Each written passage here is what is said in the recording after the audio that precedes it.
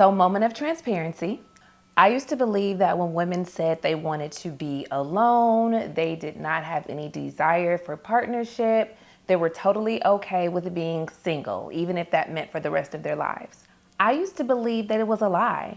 I used to believe that deep down they were negating some type of deep-seated issue or trauma or something that they weren't quite ready to resolve and had essentially blocked themselves off from ever wanting to experience love or true partnership. I felt like they were lying to themselves, and ultimately in my mind I felt that women need men and that's just it. However, through growth, exploration, age, it's become quite apparent that remaining single and being devoid of the permanence of a man in your life can still yield a really beautiful existence, believe it or not. And again, this is very anti what I've subscribed to for the greater majority of my life.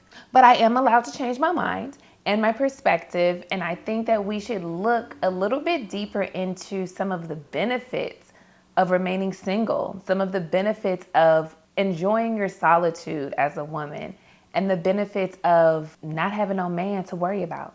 Let's talk about it.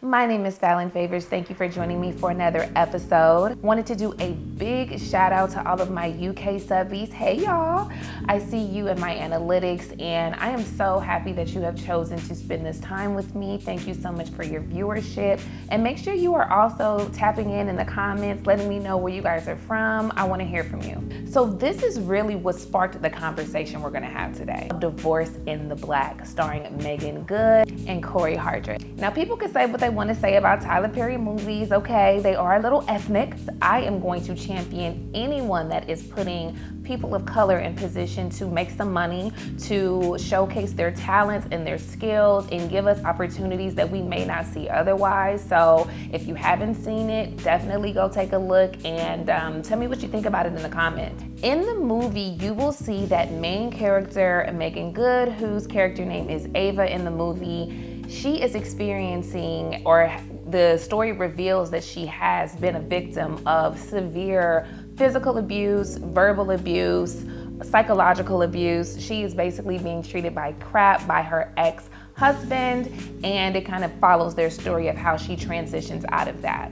And she also shares in the movie throughout her character dialogue that she was with this person since she was like 17, very young age, all the way up into her 30s, late 30s, and was kind of having this come to Jesus moment of, oh my God, I'm about to be 40 and I have nothing to show for it, with this man who has essentially degraded me, berated me, and made me feel like crap the entire duration of our relationship. No one's gonna want me now. What value do I have, et cetera, et cetera.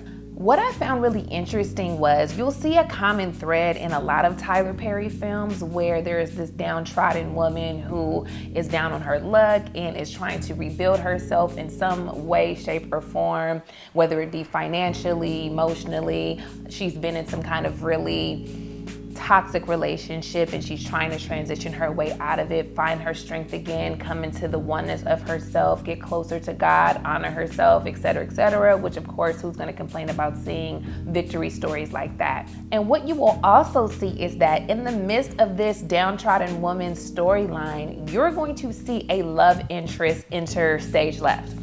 You are going to see some man coming into the fold that is here to kind of change the trajectory of this woman's life and set her on the right path, and really kind of show the difference between the good guy and the bad guy. What a bad guy in a toxic relationship looks like opposed to what a positive male, strong Black male is going to look like. And again, not a problem, because we would also be complaining if we saw a lot of images that represented Black couples and Black partnership as always being toxic and no happy endings or no positive stories being reinforced in that regard. But the reason why this is relative today is because why is there always a savior, a male savior in the life story and dynamic of the female stories that we see a lot of times. And as we follow Ava's story in the movie, we really do get to take this ride with her and go on her ascension journey of coming out of such a very low, insecure, low self-esteem kind of place, and really kind of find her female power to be able to stand up to her ex-husband. But I feel like I really would have appreciated seeing her not be with anybody at all. What if Ava was able to gather herself, get herself together after leaving such a very volatile and toxic relationship? And baby, I'm talking toxic. One thing that I'll talk about in the future, hopefully very soon, is the basis of emotional abuse for all of my ladies and men out there for that matter, that are in relationships or have had relationships that you may be unaware of whether or not you've been on the receiving end of emotional abuse.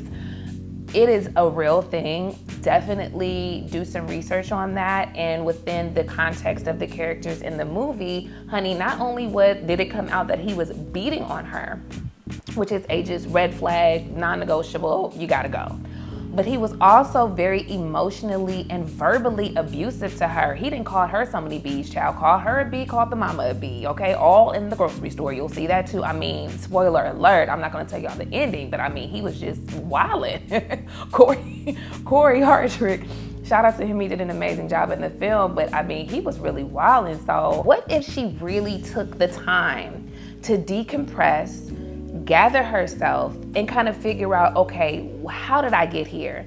Because one thing that's also not really very poignant or expressed in a lot of Tyler Perry films is the accountability on the woman's part as to how she even ended up in relationship with a man who could treat her so poorly. A lot of the times the women are looked at as victims, and I tried to love him through it. I tried to, I was just such a good person, and I tried to just see the best in him and pull him up and help him. I just wanted to help him. And if you've done any kind of research study, any kind of psychological research, spiritual work, everybody is responsible for themselves. Everybody has to atone for their participation in any situation that they find themselves in, even if they are being abused. Now, physical abuse is somewhat different. I want to make sure I'm very careful with how I talk about that.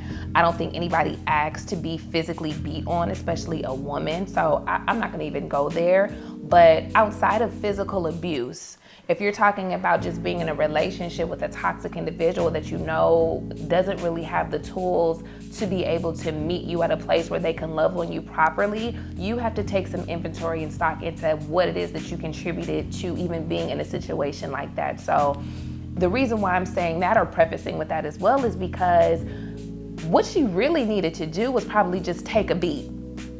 Take a step back. And one thing that us women do so often, and I'm talking to myself now too, right? Of course, we're not passing judgment. This is all through experience. We're just having the conversation. So many of us push the needle to try to get into the next relationship prematurely. We are not mentally and emotionally ready before we are stepping into a new relationship dynamic with a new man. And in the movie, her love interest, of course, presented well. He was, nice and respectful to the parents. He was, tall and handsome, I guess, not really my steez, but neither here nor there. He was, just a different cloth, right, of man in comparison to the man that she was with. So on paper, it probably looked like, hey, this is a good guy. Let me take advantage of this. And while that very well may have been true, I think it's more telling that having the time to decompress, focus on yourself, be alone, be in your solitude is probably the most powerful thing you can step into at a time like that. It is probably the greatest investment you can make into your self-love, your self-esteem, all of the self things, right? This is going to be a moment that you literally have the opportunity to recreate your life, to rebuild all the way from the bottom up. And that is very hard to do if you are standing in the position of trying to build a relationship with another person at the same time, because not only do you have to be responsible now for you, You have to be responsible for who you are to that person, vice versa. It's just a lot. We all, in some way, shape, or form, desire that kind of that companionship and that partnership, and somebody to essentially just have our backs and ride with us through this thing that we call life. But at what cost? If it is at the cost of your sanity, if it is at the cost of your self-respect and knowing yourself and really being strongly convicted in who you are, I don't think any relationship or partnership is worth it. And there won't really be a lot of space for that dynamic to flourish and to grow in a healthy way without first taking the step of making sure that you're on point with knowing who you are all the way around. So if Miss Ava decided to be by herself, exist in her solitude, have the strength and the courage, because it takes balls, it takes courage. So many noises, so much noise, and so many opinions, and so many things that are coming from patriarchal mindsets saying that you gotta have a man.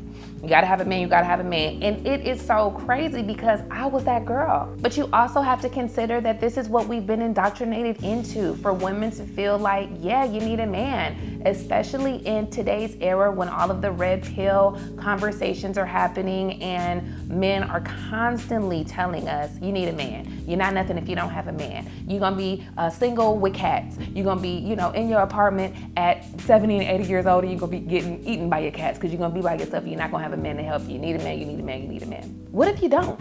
What if you really could be okay without a man to validate your existence? There's a thought. So what I did was I made a little small list of some of the benefits of being single, because of course you can see the benefits of having a man. I'm not saying that you shouldn't strive for that. There are no benefits to that. There are a lot of benefits of having male partnership, companionship, whether that be through a relationship, marriage. There are definitely some perks that are going to come with that. We can talk more about that in another video, but not negating the fact that there are tons of ways that a man can add value to your life, for sure. But there are also some things that you can take advantage of in your singledom.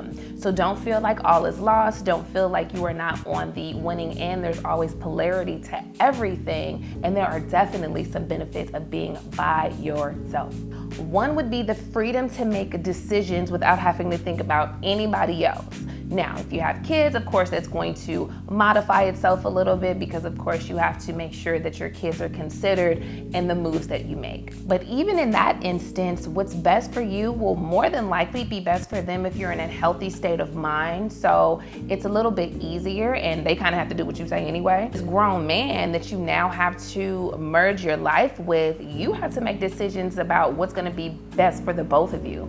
That means if hubby or your man has a job that, gives him the opportunity to live in another state and make more money, you are now having to make decisions on your life predicated on someone else's existence and their path. It's not just about, hey, I don't ever want to leave the state that I'm in because I'm comfortable here and I've put down roots here. This is where my business is. This is where I, have the most family. Whatever your reasons are to justify how you move, then you don't have to worry about anybody else. There is no one else to consider but whatever is best for you, your family, yourself, whatever. It's only what's best for you. You can travel at the drop of a dime, not having to worry about, okay, well, what is my man gonna be doing? Is he gonna have an attitude because I just went on a trip 3 months ago? I'm going on you going on another girl's trip, all of that. You're not having to worry about that. You're getting up and going whenever you want to, and you're not having to think about how anybody is going to feel about it. Your living arrangements, how you want to orchestrate your lifestyle, whether or not you want to have all pink furniture, okay? And of course that seems very minute, but for some people it probably is a big deal. Can I arrange my space the way I want to? Can I stay up as long as I want to and watch my shows on full blast and listen to the music that I want to listen to? Can I decorate the way that I want to? Can I exist in complete harmony of whatever it is that I see as the best option for my living situation? These things are not available to you when you are in a partnership. And of course, there are some people that still exist as a singular or solitary person in a relationship, which in some facets, that is what you're supposed to do. You are supposed to maintain some semblance of individualism, if that's even a word, but you're supposed to still be an individual at the end of the day. As a rule, you are considering your partner at some point within the relationship. When you are single, you don't have to do that. Another really big one is the lack of distractions. We don't talk about that enough. You know, I think for men, it may be a little bit different. Men are really able to compartmentalize their emotional and logical state of mind. So they can say, logically, I need to go get some money. Logically, I need to be focusing on my work. And honestly, a lot of men are able to use work in their business to distract themselves from the relationship. Let me just pour myself into my work. I don't want to be distracted by a relationship. For women, it can be a little bit different. We are, of course, emotional creatures, blah, blah, blah. Don't have to get into all of that. But biologically, though we have ambitions and goals and all of the things that we want to make our mark on the world with while we're here, there's also the divine desire to mate, to have a family, to nest. And that can look a lot of different ways. I'm not saying one size fits all, but there is a nesting spirit that a lot of women, if not all, have to want to express. And if we are in relationships, sometimes it can be difficult to maintain the focus on our goals, our ambitions, our businesses, our education, when we have somebody in the wings that we are also focused on. Is he happy? Am I doing what I'm supposed to be doing as a partner? And nurturing someone else besides yourself.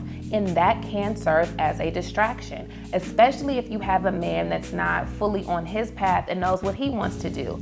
Being single is also going to afford you the opportunity to be more present in the lives of other people that you truly care about. It's already enough for us to have to go to work, go to school, make the money, make the living. But what about the relationships that are suffering as a result of us being so busy? Our family relationships, going to check on our parents and see our parents, your siblings, your close friends, your community, your business partners. There are other relationships that need to be nurtured and should be nurtured. And a lot of these men, y'all do be needy. And there is a lot of attention required. And for a man that is handling his business and giving of himself in ways that really foster protection, provision, providing, all of that stuff, then he deserves that, right? He really does deserve that kind of love, attention, and respect. So sometimes it really doesn't leave a lot of time left to pour love into these other areas, or it takes more of a concentrated effort. So when you don't have a man and you single, you kind of, are in that season of focusing on yourself, you do not have to worry about spreading yourself too thin with all of the other relationships that are really, really important to you. We got to talk about the peace of mind. We got to talk about the peace of mind that a woman has when she does not have to worry about a man. Now, this is one of the dead ringers I think that a lot of single women can attest to. Y'all drop it in the comments and let me know if you can agree, if you can relate. But not have to worry about no man dogging you out, lying behind your back, cheating on you, treating you poorly, missing your birthday, forgetting to call you when he got home, whatever the case may be. All of the different things you could potentially run into when you in a relationship and your emotions are now tied to this man, and whether you want to care or not, you care, and it is affecting you and potentially can affect, just going back to the other point as well, it being a distraction. Now I can't focus on my work. Now I can't focus on the things that I need to do because I'm worried about you. Peace of mind. When you single, you don't have to worry about that. You are not stressed about nothing. You are not stressed about no man. You worried about you and worried about your ascension. You're not worried about nobody else, and you're not up late at night being affected by someone else's decisions. And that happens a lot when it comes to women because we store all of that within us. We are receptors. So all of that energy, whether it be positive or negative, we take all of that on, and it can affect us deeply on a mental level if our relationships are not on the up and up, and we are being treated poorly, we're not being nurtured, we're not being taken care of, it can affect us in such a major way. So when you are a single child, you do not have to worry about no man. And going back to the other point, lastly, I feel just having the opportunity to truly take space to heal. You're not jumping from relationship to relationship looking for the answers in another man. Because a lot of the times what women do as well is, to the point of a lot of men, we hop from relationship to relationship thinking that the next man is going to be different. And he may be different. Yeah, he may show up in a different physical body. He may have some different characteristics or interests. And he may not even have the same issues that your previous man had. But he's going to have something. He's going to have some issue that's going to trigger you, that is going to aggravate your traumas, and you're going to have to be culpable and responsible for handling up on that. So taking the time to decompress, exist in your single womanhood, and really taking the time to heal is so powerful. Getting the therapy, getting into your spiritual practices, whether that means going back to church, whether that means getting your crystals, whether that means talking to someone, becoming a part of a tribe, developing community to sort through a lot of the things that you're dealing with, going back home to mama or daddy or your family. There's some parts in the movie Divorcing the Black where Ava does go home to her parents as well and kind of gets that restoration. Take that time to do that.